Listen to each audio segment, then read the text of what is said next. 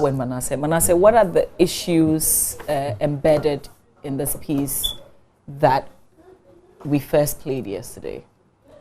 Well, there are three major issues. The first one has to do with the claim that we have saved 2.75 billion cedis since 2017 as a result of work that has been done by the Public Procurement Authority. I have had my doubts about those figures, and depending on how it is interpreted, because I asked ABAJ that couldn't we look at it this way, that government officials wanted to swindle government and you stopped them. They said no, so he wouldn't look at it that way. But even the figures, how are we able to ascertain that those figures they are throwing out there are true? So what I did was to ask if I could get a list of the contracts, sole sourced contracts and also restricted tendering contracts, from which these savings were made. So that's just a matter of tabulation. In contract A, we saved 10 cedis. In contract B, we saved 5 cedis. So that at the end of the day, I can also satisfy myself that, look, what they are saying is true and not false. He said, well, that was available, and then I could get the information. After the interview, I wrote officially back to the PPA, and the board surprisingly said it could not give me that information because it's confidential. And that is so absurd, because those contracts are published on the website of the PPA. Single-sourced procurement and then restricted tendering. After the award of the contract, they are supposed to be published on the website of the PPA. And if you go to the website of the PPA, we have contracts there of that nature. The amount, the company that won it, the ministry or the awarding agency. So if you are mandated to put something out there, you already have it out there. But now I need specific ones to either prove that your claim is true or not. You say it's confidential, so that is absurd. That is one issue. So as I sit here, it will be very difficult for anybody to convince me that the figures being bundled about that is how much we saved as a result of due diligence on procurement. For me, it is false. Okay, so Manasseh, hang on.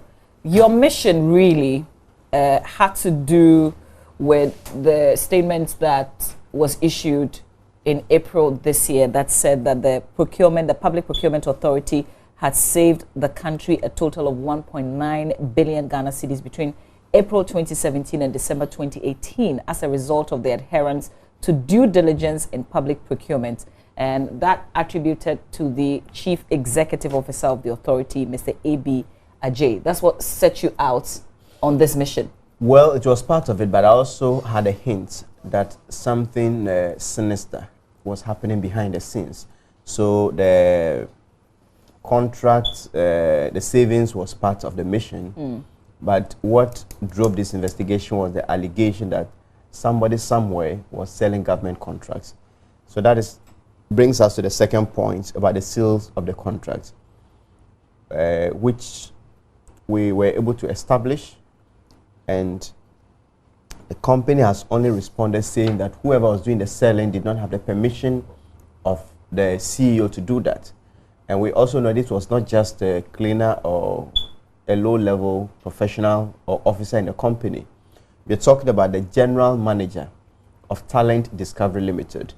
If you look at the contract they signed, his name is on the contract. So he actually negotiated, he signed in favor or on behalf of the company. So he's a highly regarded person in the company.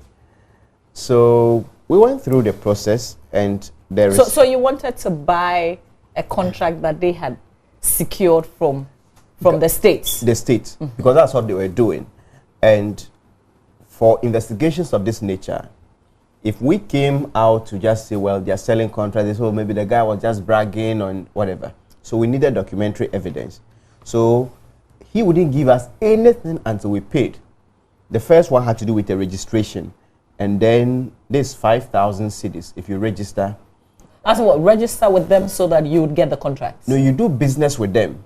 So they have a form they call contractors registration form. This one goes for 5,000 cedis. Just the form? The form to register, to be on their database. Because when you go to the Public Procurement Authority, they have a database where companies bid for government contracts. Those companies are kept. They have a database.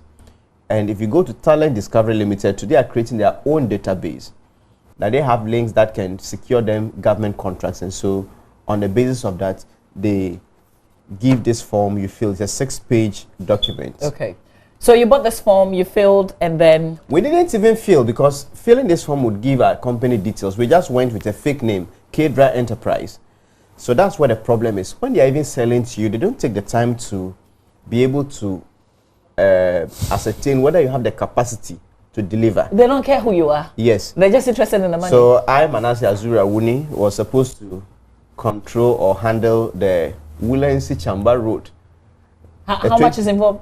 22 million cedis, and then they are taking 15% of the contract sum. So that is around 3.3 million cedis. They claim those monies are used to sort their links or connections at the ministries.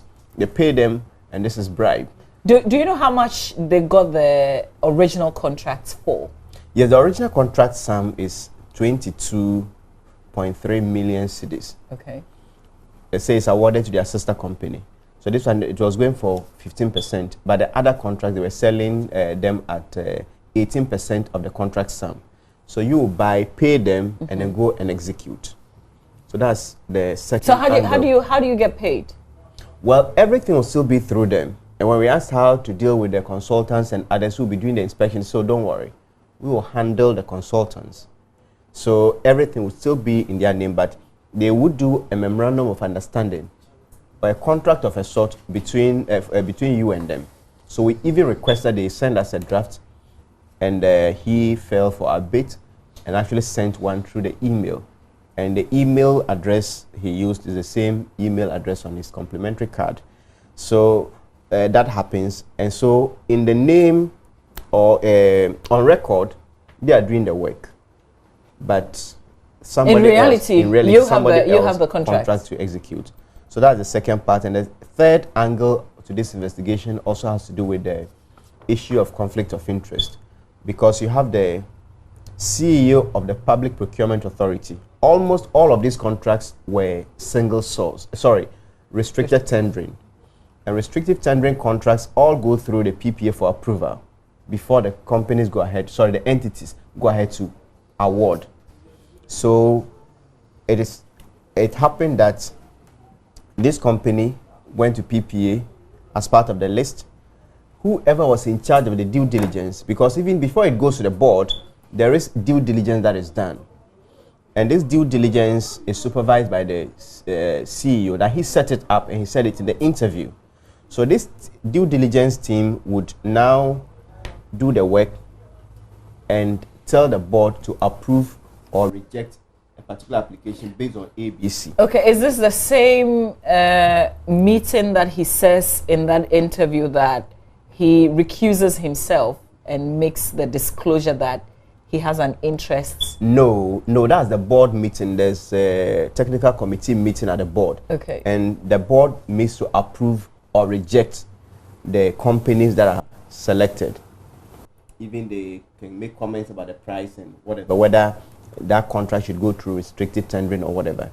So the board is there. So it's not like multimedia. We may have our board, but the editorial decisions, when we talk about maybe the very critical part of the work.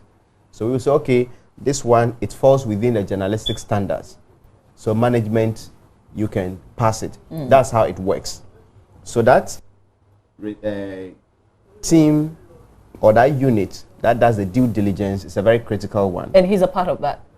Yes, he set it up. So he supervises that before it goes to the board for approval. The board. So they now tell the board, well, approve because of ABC. For this contract, there are still problems. So let's resolve them before. So if he recuses himself at the board level, the most critical part of the work is not done at the board level, because the board does not do due diligence.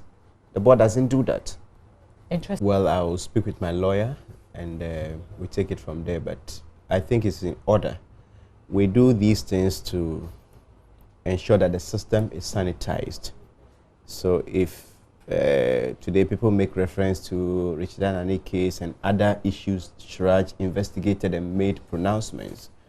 So if going forward, the coming in of Shraj would ensure that we're able to get certain specific pronouncements that would guide future employees or heads of not only the PPA but also procurement entities at the ministries, department and agencies, then I don't think I would want to withhold such assistance from such an important state institution. I should have perhaps asked, have you had any phone calls yet? Any public states interested in investigating the matter that have contacted you so Yes, far? one of the first people who called was the special prosecutor. Okay. So I spoke with Martin Amidu last night, but it wasn't official.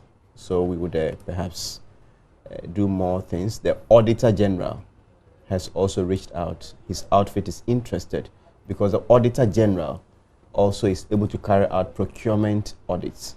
So they should be interested in knowing how this fairly new company, which was actually formed after ABAJ became the PPA CEO, is getting the attention of almost every state institution. We are talking about the Bank of Ghana, we're talking about Ghana Cocoa Board, we are talking about Ghana Water, we're talking about Ghana Ports and Harbours Authority, we are talking about the Ministry of Special Development Initiative, Ministry of Education, Works and Housing, Roads and Highways.